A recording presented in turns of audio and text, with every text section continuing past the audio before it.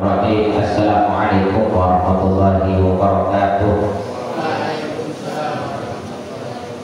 Alhamdulillah wassalatu wassalamu ala rasulillah sayyidina Muhammadin wa ala alihi wa sahbihi ajma'in, amma ba'du. Jamaah subuh yang insyaallah dimuliakan dan dirahmati oleh Allah Subhanahu wa taala.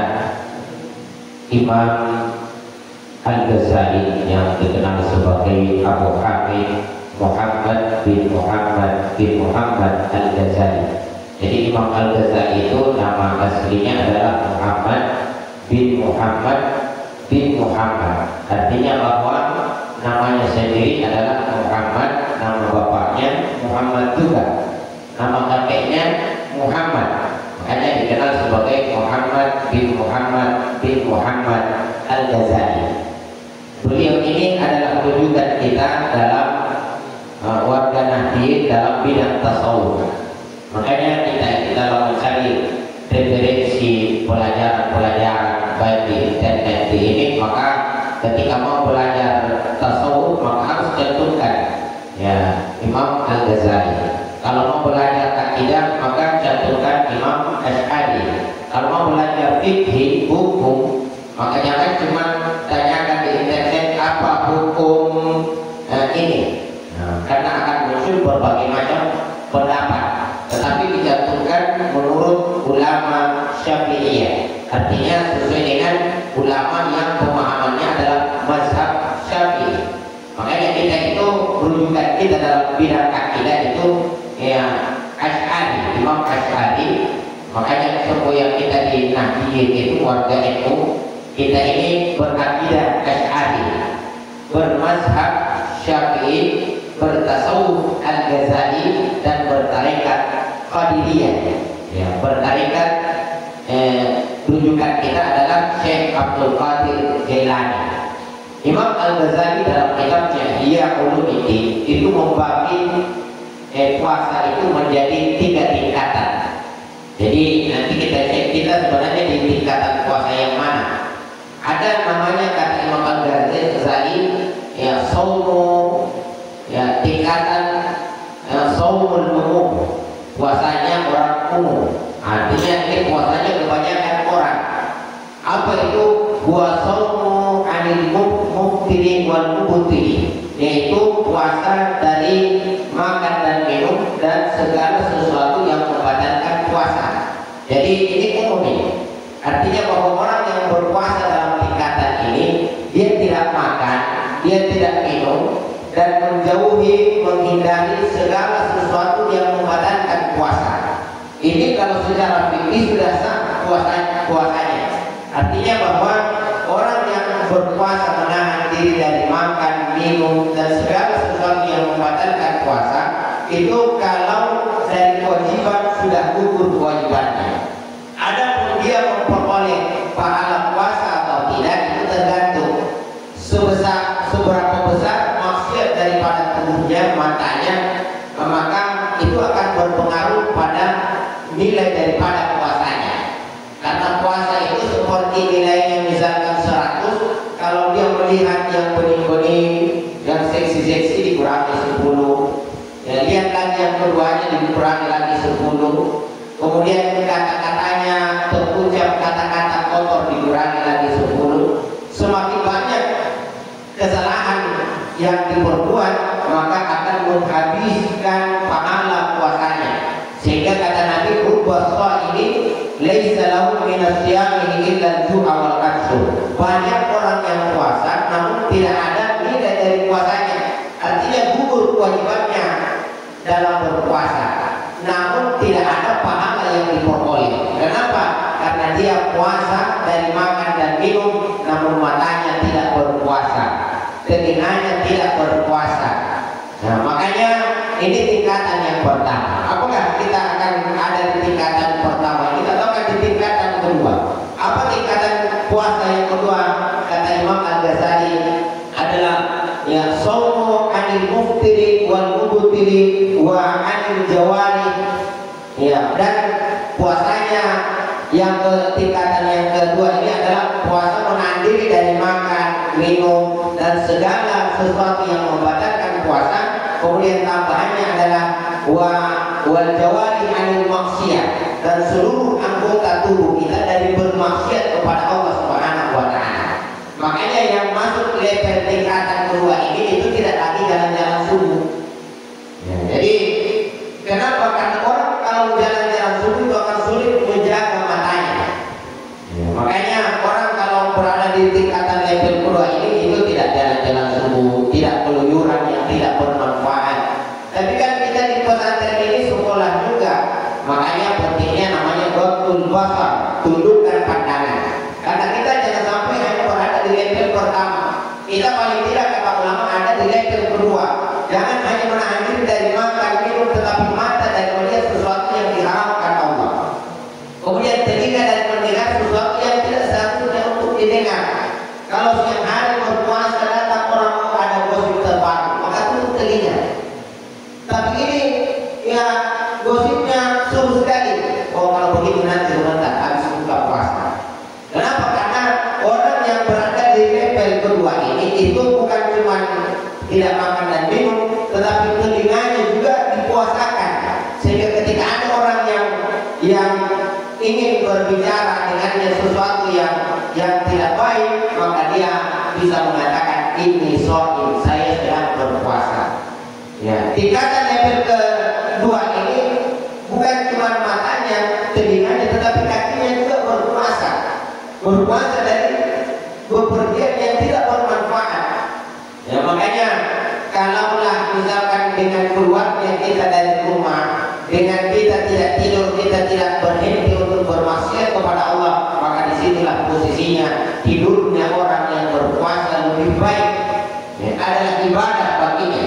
Kenapa? Karena dengan tidur maka dia tidak lagi bermaksiat kepada Allah Subhanahu wa taala.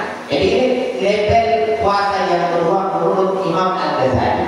Dan kita ini kata ulama jangan hanya di level pertama. Karena kalau level pertama itu gugur kewajiban, namun boleh jadi tidak ada pahala yang diperoleh.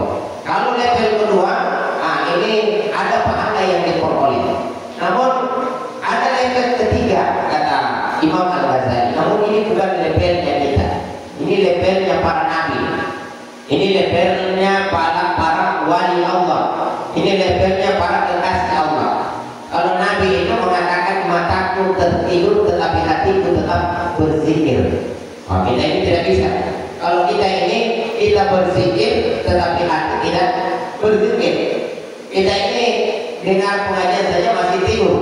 Beda dengan Nabi, mata terpejam, Nabi tidur. Nabi katakan saya itu kalau tidur hatiku tidak pernah berhenti berzikir kepada Allah Subhanahu wa taala. Ini level para nabi. Ya. Ini levelnya para syuhada. Ya. Ini levelnya para wali-wali Allah. Makanya kalau kita melihat para kekasih-kekasih Allah seperti Ibrahim bin Adham, itu ya tinggalkan kerajaannya.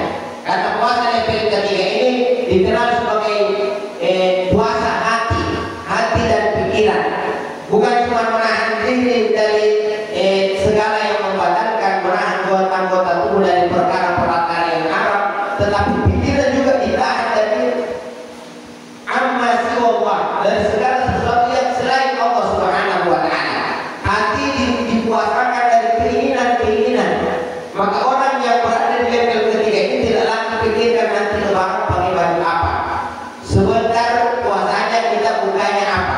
Dan orang yang berada di level ketiga, kalau ada keinginan di dalam hatinya sebentar saya mau makan bakso buka puasa, maka batal puasanya, dianggap batal. Orang berada di level ketiga, kapan dia memikirkan sesuatu selain Allah, selain kebesaran Allah, maka dia anggap batal puasanya. Makanya tapi bukan berarti orang yang kalau berada di level ketiga ini berarti tidak lagi berada di kekuasaan. Karena ada Umar bin Khattab yang masih memimpin, padahal dia berada di level ini. Namun kita lihat kekuasaan ada di tangannya, bukan di hatinya. Makanya Umar bin Khattab itu ketika terpilih jadi khalifah itu tidak syukuran. Kenapa? Kekuasaan tidak ada di hatinya, tetapi ada di genggamannya. Makanya Umar bin Khattab begitu dipilih maka langsung pingsan. Kenapa? Karena dia melihat kekuasaan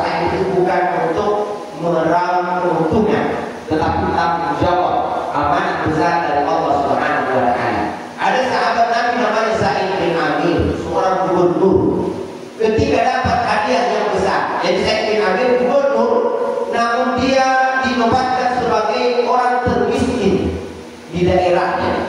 Jadi dicatat siapa orang-orang termiskin maka didatang oleh petugas. Ternyata urutan pertama orang termiskin di wilayahnya adalah Sa'id bin Amir sang gubernur. Maka kasihanlah Umar bin Khattab, dikiranya dia sebagai khalifah yang tidak memperhatikan bawahannya, maka dikirimkan hadiah kepada Sa'id bin Amir. Begitu uang sampai di hadapannya, apa Sa'id bin Amir? Inna lillahi wa inna ilaihi raji'un. Kita kalau dapat hadiah besar, alhamdulillah. Sa'id bin Amir dapat uang, inna lillahi wa inna ilaihi raji'un. Apa kata istrinya? Apa wahai Sa'id? Wahai suamiku, apakah khalifah wafat? Apa kata Sa'id bin Amir? Ini musibahnya lebih besar daripada kematian khalifah. Sebab daripada kematian Umar bin Khattab. Apa itu? Apa kata Sa'id bin Amir? Hatta ilayya dunia dikursi dan akhirat ini. Sekarang dunia datang kepadaku, saya khawatir akan merusak akhiratku. Maka apa kata istrinya? Tinggalkan dunia, selamatkan akhirat. Inilah yang dibuat juga oleh Ibrahim bin Adham. Tak kala dia tinggalkan kerajaannya, begitu anaknya besar, kata dia pernah melihat bapaknya, maka dia cari bapaknya. Begitu dia jumpa, dia dapati bapaknya berada di kerumunan orang-orang miskin. Maka dia kemudian menyamar adiknya, dia peluk bapaknya. Karena kapan dia tidak menyamar, dia tidak akan berjumpa dengan bapak. Maka dia peluk bapaknya. Kemudian begitu dia peluk bapaknya, apa kata Ibrahim bin Adham? Ya Allah, selamatkan saya. Ya. Kenapa? Karena begitu dipeluk oleh anaknya, masuk rasa haru di dalam hatinya, masuk kasih sayang, ada kecintaan muncul terhadap anaknya. Maka Ibrahim bin Adham berkata, ya Allah, selamatkan saya. Maka dalam riwayat seketika anaknya dicabut nyawanya oleh Allah Subhanahu wa Ta'ala. Begitulah orang-orang yang berada di level ketiga ini. Jadi bukan cuma tidak makan, tidak minum anggota tubuhnya dari segala sesuatu yang diharamkan Allah, tetapi hatinya hanya dipenuhi dengan zikir kepada Allah Subhanahu wa Ta'ala. Pikirannya tidak ada kecuali Allah Subhanahu wa Ta'ala. Maka kita berat di level ketiga ini, kecuali kita sudah siap untuk melepaskan kemegahan yang kita miliki. Namun kita ada peluang di level yang kedua. Apa itu? Level puasa khusus. Di samping menahan diri dari makan dan minum, segala yang membatalkan puasa, seluruh anggota tubuh kita juga dipuasakan. Mata, telinga, kaki, mulut. Maka tiga level ini, level yang pertama dikenal sebagai puasa perut dan kemaluan. Level kedua dikenal sebagai puasa anggota tubuh, dan level ketiga dikenal sebagai puasa hati. Hati hanya tertuju kepada Allah Subhanahu wa Ta'ala. Wallahu muwaffiq ila aqwamit thoriq. Wassalamualaikum warahmatullahi wabarakatuh.